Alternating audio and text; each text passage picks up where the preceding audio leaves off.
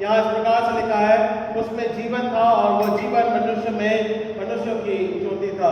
यहाँ पे हम और आप मसीह के अनुग्रह के लिए आज चौथा है और उस ज्योति के रूप में हम प्रवेश करने पाते हैं, एक साथ आराधना के रूप में जुड़ने पाते हैं और साथ ही साथ उसके प्रेम के बारे में चौथा एडवेंट संडे प्रभु यीशु मसीह के प्रेम और उसके तहत जब हम अपने जीवन को रखते हैं, इस बातों को हम ठहराने पाते हैं। यहाँ पे मैं एक ही बात कहूंगा, अगर हम प्रेम के बात सीखेंगे, समझेंगे, जानेंगे, आप मेरे साथ बोलिएगा, एक साथ हम दोहराएंगे, मसीह की गवाही प्रेम के माध्यम के द्वारा जो वचन के रूप में सीखने को मिलती है और हम सबों को जुबानी याद है और हम उसे बोलते भी हैं। जॉन 3:16, यूहन्ना 3:16 कि परमेश्वर ने जगत से ऐसा प्रेम किया कि उसने अपना बेटा दे दिया ताकि जो कोई उस पर विश्वास करे नाश न हो परंतु जीवन पाए। है ना? That is the love of the Lord, है ना? सो वो जगत में आया हमारे लिए, एक ज्योति के रूप में आया ताकि उस प्रेम के माध्यम के द्वारा हम बढ़ने पाते हैं। आइए हम प्रार्थना करें। महान कार्य पिता परमेश्वर, आपके नाम को हम धन्यवाद देते हैं पिता, इस समय के लिए मसीह की ज्योति और उसका अनुग्रह निरंतर हमारे साथ में बना रहता है। और पिता परमेश्वर तेरा प्रेम ही है जो कि हमको पिता अनुग्रह के द्वारा जोड़े रखता है। उद्धार करता प्यारे बेटे प्रभु यीशु मसीह के नाम से मांगते हैं, आमीन। सो परमेश्वर हमारे और आपके लिए वो ज्योति बन करके निरंतर मनुष्य जाति में प्रकट होता है ना? वो मनुष्य रूप में आया, वचन देहधारी हुआ और देह के तहत हमारे और आपके बीच में डेरा किया और वो आज हमको और आपको एक उद्धार के नए जीवन में लेके चलने वाला परमेश्वर है। हम इस बात को धन्यवाद के साथ में रखते हैं। यूहन्ना उसके पहले अध्याय और पहले पद में आपको इस बात का देखने को मिलता है। हम सबों को मालूम है कि आदि में वचन था, वचन परमेश्वर के साथ था और वचन परमेश्वर के तहत वचन परमेश्वर था, है ना? इसी बात को हम देखने पाते हैं।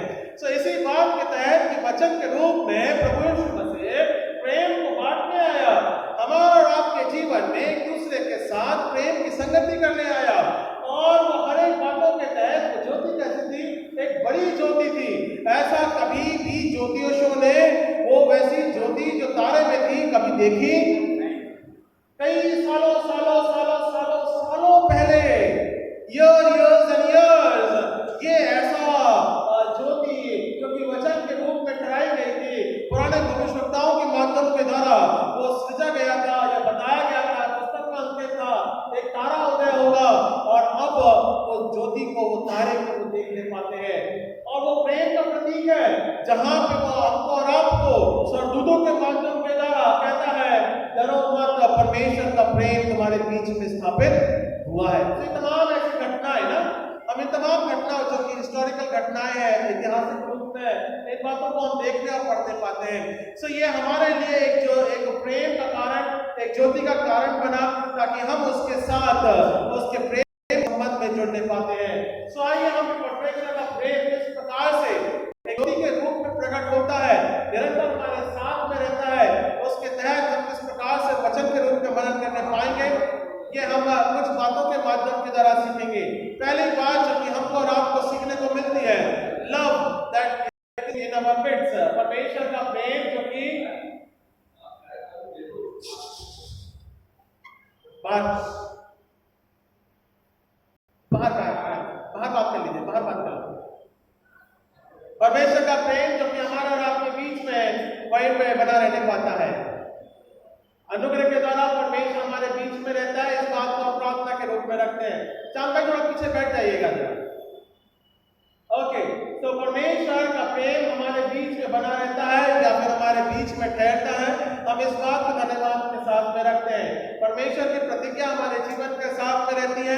हम इस बात को यहाँ पे आज प्रेम के माध्यम के द्वारा देखने पाते हैं या ज्योति के माध्यम के द्वारा जानने पाते हैं। पुराने नियम में से अगर हम निकालेंगे, देखिए मैंने बताया ना, पुराना नियम हमको और आपको परमेश्वर की ज्योति के बारे में, उसकी व्यवस्था के बारे में ठहराता है और उसके तहत हम इन बातों को सीखना समझने पाते हैं। गिनती की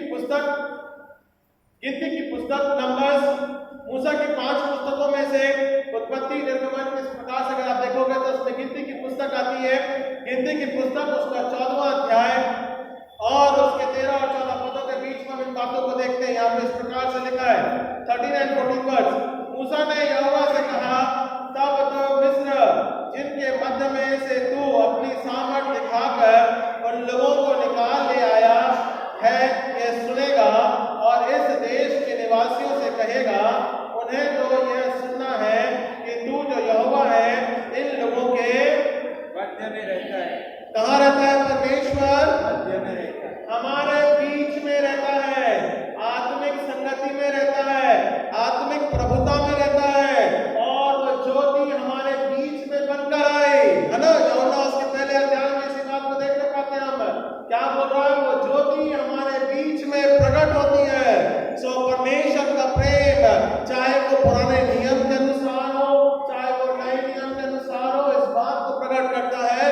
परमेश्वर हमारे मध्य में है।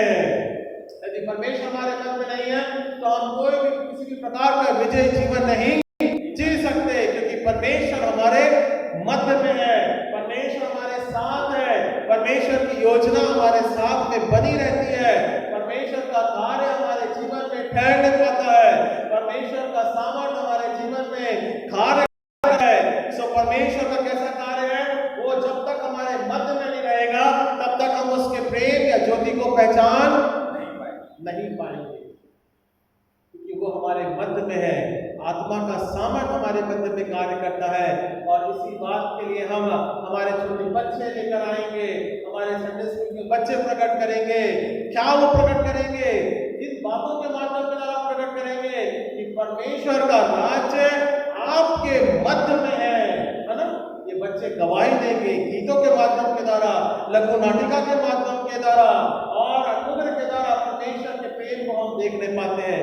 सो ये हमारे बीच में एक मध्य के रूप में कार्य करता है। द लॉर्ड इज अवर मध्य, और क्या लिखा हुआ है? मध्य में रहता है, अप्रत्यक्ष दिखाई देता और तेरा बादल उनके ऊपर ठहरा रहता है, और तू दिन को बादल के खंभों में और रात को अग्नि के खंभों में होकर इनके आगे आगे चलता रहता है। देखिए परमेश्वर की ज्योति